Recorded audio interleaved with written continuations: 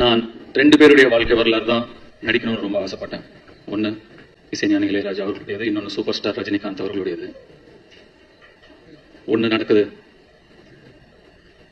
இது எனக்கு மிகப்பெரிய கர்வத்தை கொடுக்குது. இந்த இடத்துக்கு வர முடிஞ்சது, இந்த வாய்ப்பு எனக்கு கிடைச்சிருக்குங்கிறது.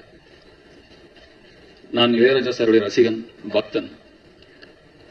அவருடைய இசைதான் எனக்கு துணை, மை கம்பேனியன். இது எல்லாருக்குமே பொருந்தும். அதை தாண்டி அவருடைய இசை எனக்கு ஒரு நடிப்பு ஆசானும் கூட. எனக்கு நடிப்புனா என்னன்னு தெரியாத காலத்துல இருந்து இப்போ வரைக்கும் ஒரு காட்சியை படமாக்குறதுக்கு முன்னாடி அந்த காட்சிக்கு தகுந்த மூட்ல இருக்கிற ஒரு இளையராஜா சாருடைய பாடலையோ பிஜிஎம்மையோ கேட்பேன். அந்த இசை அந்த காட்சியை எப்படி நடிக்கணும்னு எனக்கு சொல்லும். அதை அப்படியே உள் வாங்கி அந்த காட்சியில நான் நடிப்பேன். வெற்றிமாறன் ஒரு சில தடவை பார்த்திருக்காரு. என்ன பண்றது?